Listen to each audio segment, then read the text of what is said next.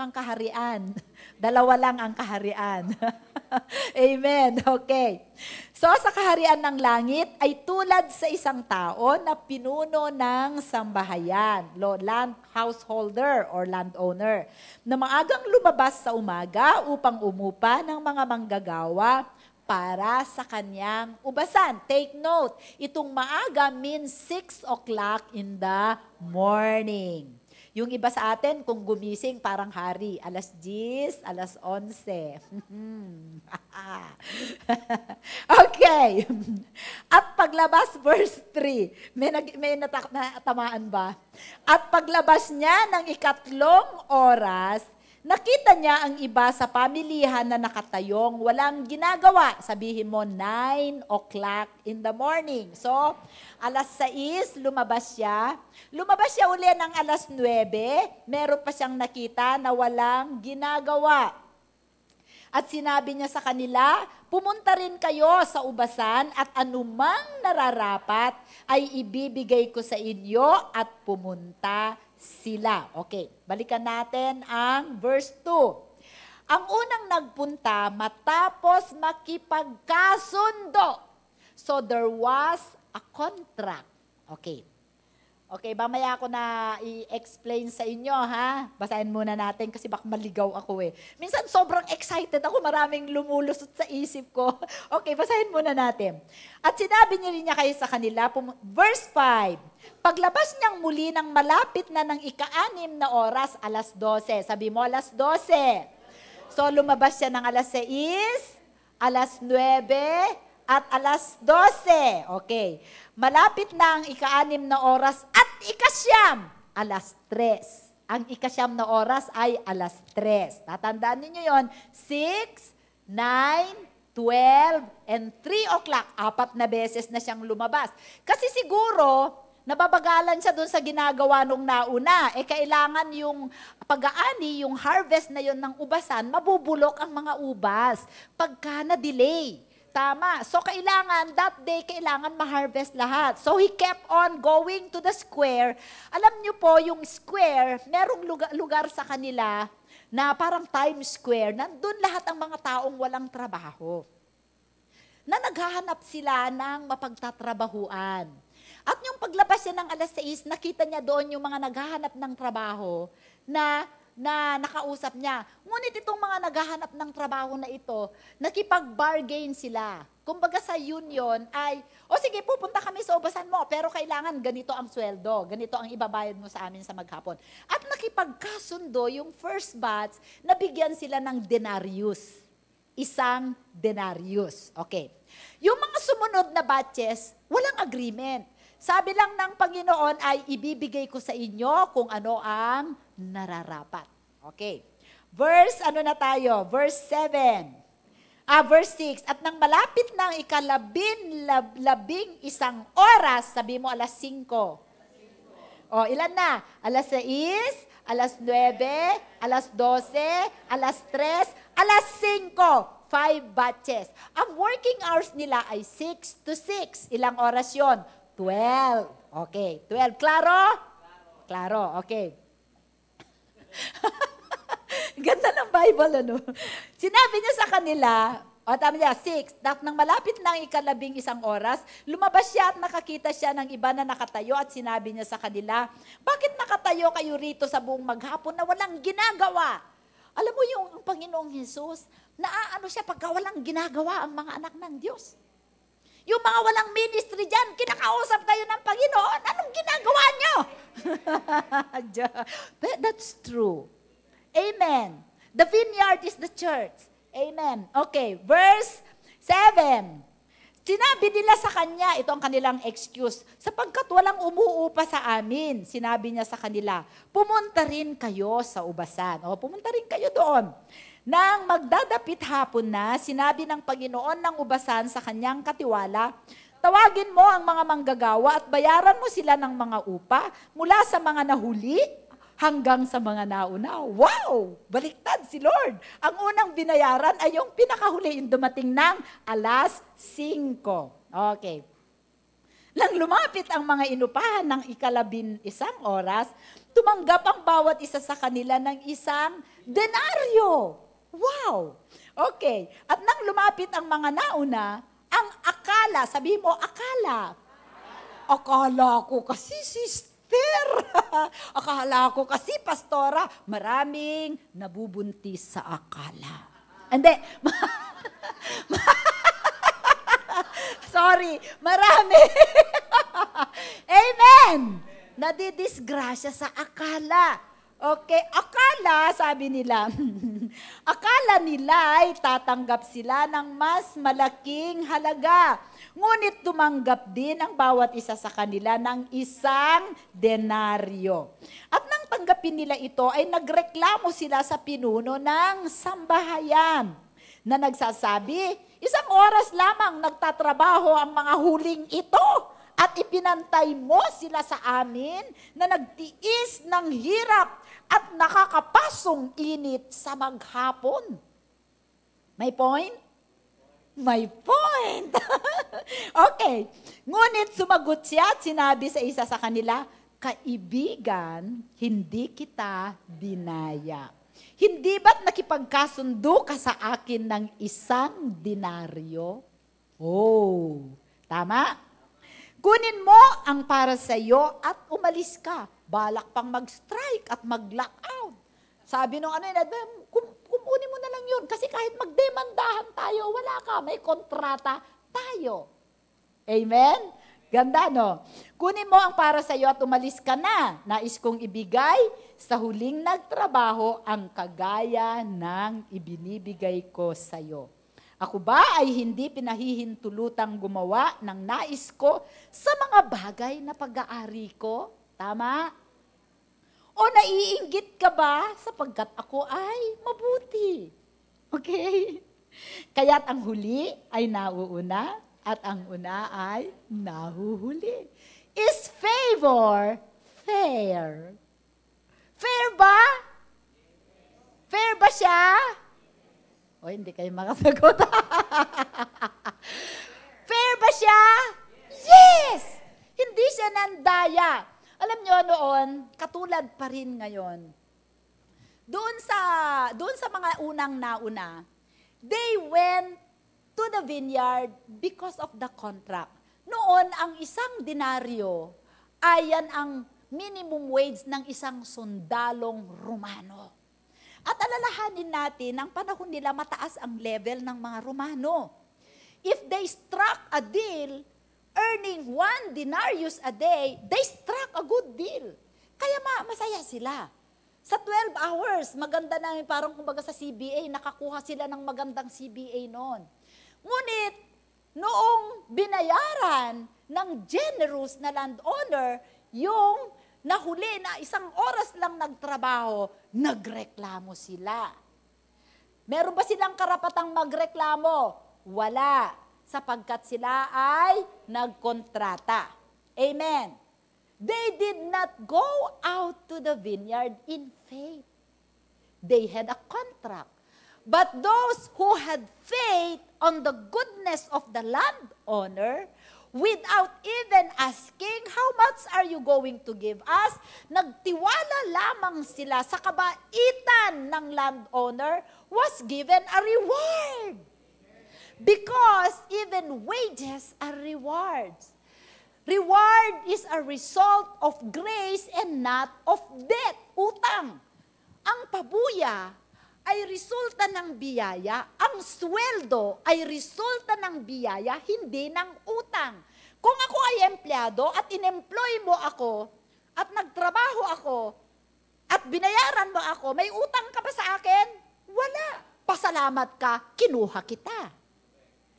And hindi ito naintindihan ng mga manggagawa. Amen. Brothers and sisters, God is a fair God. If you please Him because you believe and you trust in His goodness, His mercy, and His love, He will pour out His favor upon your life. At itong mga tao na ito, nagreklamo sila because they don't want other people to be blessed. Hindi ba maraming taong ganon? Kahit dito sa church, Pagka may pinagpapala na kapatid, naiinggit at kung ano ang sinasabi. Bakit ganun ang tao? Pagka may pinagpalang iba at hindi siya, masama loob.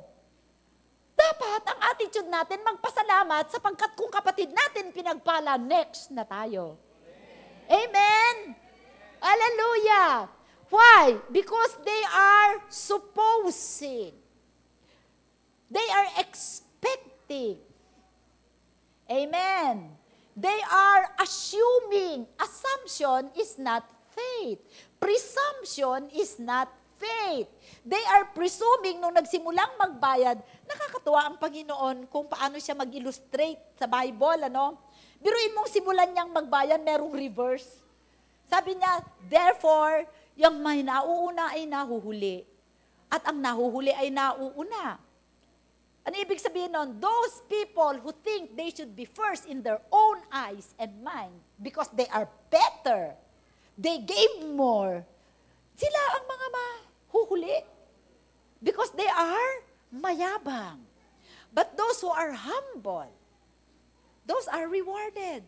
Makikita natin kahit sa buhay na ito, the people who keep on demanding, the people who keep on asking, favor.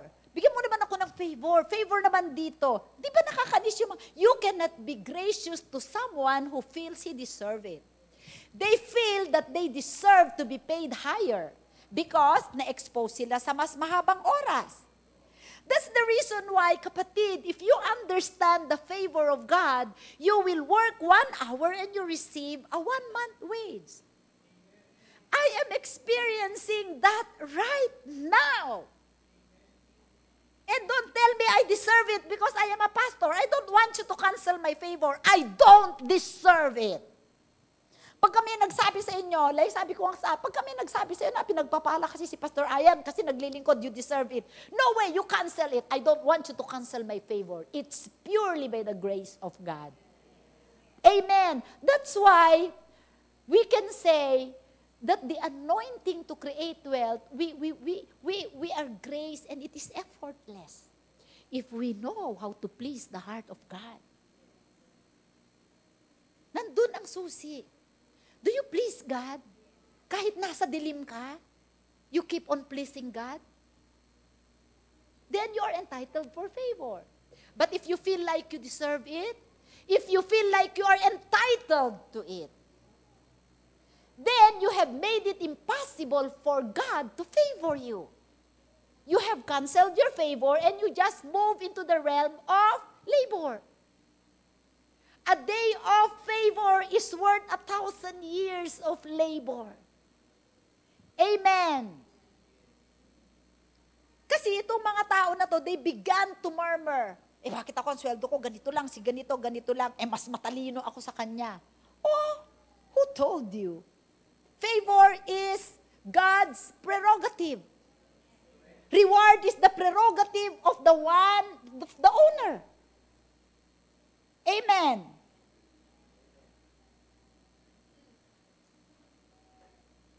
Kung ako employer, hindi ko titignan kung ano ang length of service or ano nito. Magbibigay ako ayon sa gusto ko dahil napiplease ako sa service. May mga empleyado na hindi ka ma-please. Kung kailan mo sila kailangan, wala sila.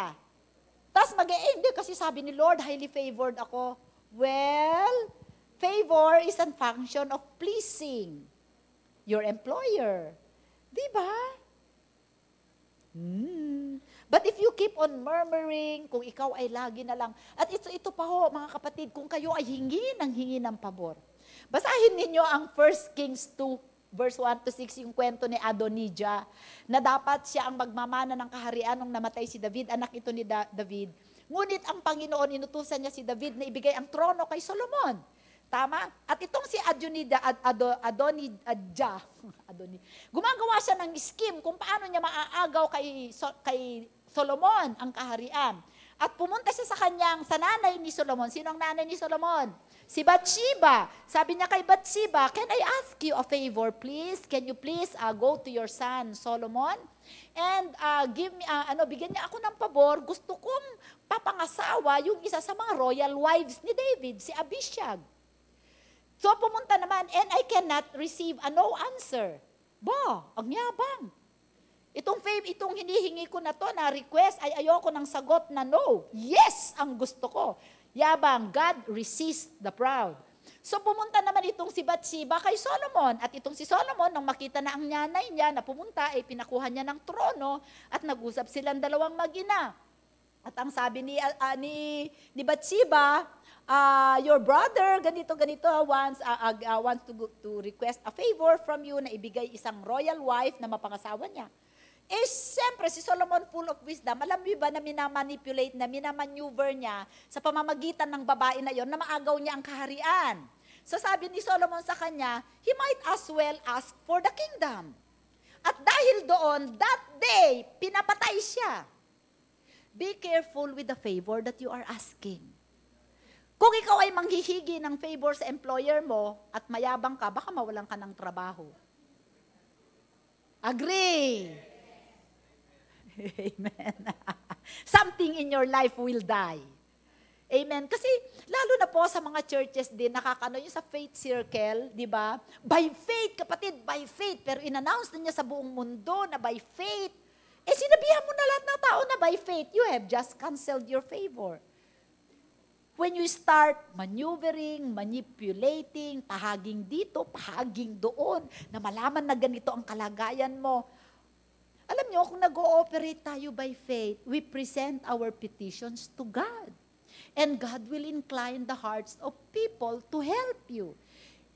Amen? Diba, pagka nakakainis yung mga, don't keep on asking people for favor.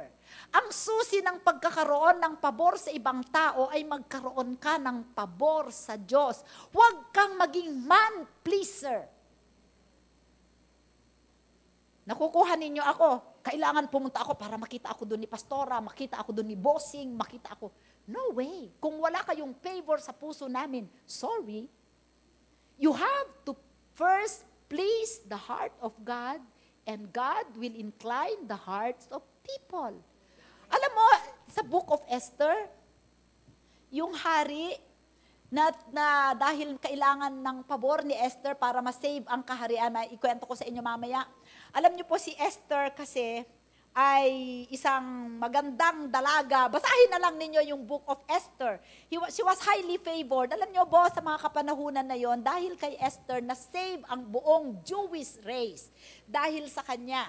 Diba? At ang panahon ni Esther, panahon na ang kababaihan ay walang bilang. Hindi nga isinisensus ang mga babae.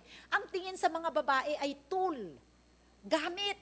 In fact, sa mga ang mga Arabian Nights, pag kami nagustuhan silang babae, pag-agandahin nila yan, ipiprepare nila yan, tapos pagka-ready na yung babae na yan, dadalhin sa kanila, sisipingan nila ng isang gabi, the next day, papatayin na yan. So pagka ang isang babae ay kinuha elsewhere sa mga rural areas, pinaganda at ibinigay sa Arabian Nights, the next day, patay na yan. Okay, itong hari naman na ito ay, dinithrone niya ang kanyang reyna, si Vashti, di ba? Dahil hindi siya sumunod sa utos niya. At yung isa sa mga royal people ay dapat hindi ganyan. Mula ngayon, dahil sa ginawa sa iyo ni Reyna Vashti, lahat ngayon ng mga reyna ay hindi na nila pakikinggan ang kanilang mga asawa, kaya i-dethrone mo na yan. So, dinithrone nila, niwalan nila ng corona si Reyna Vashti, at naganap sila ng magagandang mga dalaga all over Persia. Persia kasi ito nangyari. Sa Iran. At itong ay mga remnants sila na napunta sa Iran. Persia noon, Iran ngayon. At itong si Esther ay Jewish girl na napakaganda. Ang pinsan niya si Mordecai, ulilang lubos at inalagaan ni Mordecai. Ngayon, isa siya sa mga babae na nakuha kasi napakaganda niya. Okay? So, inilagay siya sa isang na pinaganda si Hegay. Meron isang beautician, master beautician doon na lahat ng mga babae na kinukuha ay pinapaganda, nilalagyan ng perfume, pinapalambot ang mga kutis, maraming mga lotion na nilalagay-lagay. Itong 3 months na to, diet. Itong 3 months na to, skin. Itong 3 months na to, hair. Itong 3 months na to. And then, pagka-ready na yung babae, dadalhin na siya sa hari. At sisipingan siya ng hari. pagka ang hari ay nalugod sa babae na yan, matatandaan niya at pwede niyang ipatawag uli or gawing reyna. Okay? Noong panahon na si Esther ang pupunta doon sa hari, basahin natin. Ano ba yan? Nagkwento naman ako, kayo naman. Basahin nyo, ha? Basahin nyo. Gusto ko lang ipakita sa inyo yung pabor ni Lord. In one sitting, mababasa ninyo. Naku, makikita ninyo, this book is a book of favor. Pag naunawaan nyo kung paano mag-work ang pabor at biyaya ng Diyos, brothers and sisters, you will know how to go after the favor. Amen. Sa Esther, mamaya ako nababalikan yung aking sa Esther 2:15, when the turn came for Esther, nang sumapit ang panahon ni Esther na anak ni Abihail na amain ni Mordecai na umampon sa kanya bilang sariling anak na babae upang humarap sa hari, wala siyang hininging anuman maliban sa ipinayo ni Hegai na eunuko ng hari na tagapag-ingat sa mga babae. At si Esther ay hinangaan ng lahat ng nakakita sa kanya. Sa English, kasi hindi masyadong sa Tagalog. When the turn came for Esther, the girl Mordecai had adopted, the daughter of his uncle Abihail, to go to the king, she asked for nothing other than what Hegai, the king's eunuch, who was in charge of the harem, suggested. And Esther won the favor of everyone who saw her. Amen. Bakit? Siguro, ano yun? Anong ibig sabihin nun? Pastora, ganito yan. Di ba daming babae na pinapaganda? Wow. Buti na lang, hindi kayo pinanganak noon. Ano, Norman? Okay. Maraming babaeng pinapaganda. Okay? Kung ikaw ay panahon mo na nadadaling ka na sa hari para sipingan at hindi ka nagustuhan ng hari, ilalagay ka sa harem. Doon ka natatanda. Wala ka ng future. Hanggang doon ka na lang. And remember, these are young women, 15, 16, virgin women, 16, 17, 18. So, bawat babae na dinadala sa hari, parang yung mamamatay, na ibigay mo na lahat ang gusto. Amen? So sabi ngayon ni Hegai, Esther, dahil dadalhin na siya, ano ang gusto mong kunin? So they take advantage. Itong mga babae na to, they take advantage. They want the best earring, the largest diamond, the best, lahat ng pwede nilang hakutin kasi ito na lang yung pagkakataon nila. The best perfume, the most expensive, jewelries, outfit, kung lahat-lahat na. Kasi pwedeng after that, wala na sila eh. Pero itong si Esther, tinanong niya si Hegai, ano ang sa palagay mo dapat kong dalhin? Yun lang, she is so beautiful even in the inside. Amen! Alam nyo, ang beauty ng isang babae nagmumula sa loob. You can be pretty outside, but in the inside you are rotten. It will not reflect. Walang glow, walang... Alam mo, sa kanyang kagandahan, hindi niya kailangan ng maraming treatment. Even sa kanyang puso at saka ugali. At alam niyo ang nangyari? So kung ano lang, kaya nagkaroon siya ng pabor. Kung sabihin natin, this is a beauty contest, di ba? Pati yung mga contestant, nalulugod sa kanya, may biyaya sa kanya. Saan galing yung pabor? Kay God. He had favor with everyone. Okay, tingnan natin sa Esther 2:17. 2:17. Now, okay, sa Tagalog, minahal ng hari si Esther ng higit kaysa lahat ng mga babae at siya'y nakatagpo ng biyaya at paglingap ng higit kaysa lahat ng mga birhen. Kaya't kanyang inilagay ang korona ng kaharian sa kanyang ulo at ginawa siyang reyna na kapalit ni Vasti. Nang magkagayoy, gumawa ng malaking piging kapistahan ng hari para sa kanyang mga pinuno at sa kanyang mga lingkod. Iyon ay handaan ni Esther. Nagkaloob din ng hari ng nagpagbabawas ng buwis sa mga lalawigan. Wow! wow, sana gawin to sa Marikina. At nagbigay ng mga kaloob ayon sa kasaganaan ng hari. Tingnan mo, when God grace you, you become a blessing to other people. Nung koronahan siya, hindi lamang nagbawas ng tax ang hari, kundi nagbigay pa ng regalo sa lahat ng subject. Amen? Because Esther so pleased the king.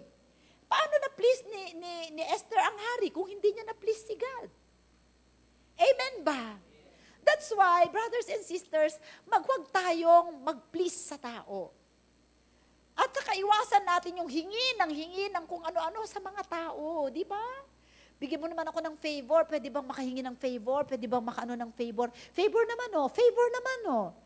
Di ba? Pagka nakatagpo ka ng ganun na tao, iiwasan mo. Di ba? Kasi imposible. Alam mo, yung mga tao ganun, they feel they are entitled. They feel they deserve it. They feel you owe it to them. Halimbawa, yung kaninang laborers, halimbawa lang, yung may-ari, binigyan sila nung nagreklamo na sila dahil, bakit isang denaryo lang bibigay mo? Ang nagtrabaho ng isang oras, isang denaryo binigay mo. Dapat, nagdiban, bigyan mo kami ng 12 denari. Dahil 12 hours kaming nagtrabaho. Sa palagay mo, pagka binigyan mo ng 12 denarian, magpapasalamat sa'yo? No! Because they think they deserve it. Because they think you owe it to them. Because they think they are entitled. Gets? And they can never be thankful. So you cannot be gracious to someone who feels they deserve it. You cannot be, it is impossible for you to praise someone who thinks they deserve it. Kaya kahit sa paglilingkod natin sa kaharian, dapat Lord, nag-a-attend ako ng service ng umaga at hapon, doble ang biyaya ko. Who told you? Amen? It is God's prerogative. Amen po ba? But when you are humble, just like Esther, amen, hindi ka na demanding. Amen? Kasi maraming mga taong ganyan. Kayo ba, pag may mga taong demanding ba, gusto ninyong makasama? Halimbawa lang, meron akong kinuha sa bahay. Okay, na sabihin natin, na halimbawa, si Bambi, Bambi, doon ka muna sa bahay ng kasi wala kang dito, halimbawa lang. Ibinilagyan ko na nga siya ng kwarto na aircon, tapos sasabihin pa niya kay Nika, bukas hamon ang gusto kong ulam. Sa tanghali. Sa tanghali, ang gusto ko lengwa, tapos sa hapon, kare-kare, ha? Sipahin mo, di ba? Di ba, abuso? So, hindi ka magiging ganon. Let us not vie for positions. Let us not be asking for stuff, for favor. Pagka ginawa mo yun, you have just canceled your favor. Actually, may magandang lesson tayo na matututunan dito sa humingi ng pabor. Nakita natin si Adonijah, tinagpas. Tingnan naman natin, mga disciples. Matthew 20, verse 20 to 21. 21. Ito naman yung nanay ni James at ni John, the mother of Zebedee. At pagkatapos, 20 muna. Pagkatapos ay lumapit kay Jesus ang ina ng mga anak ni Zebedeo.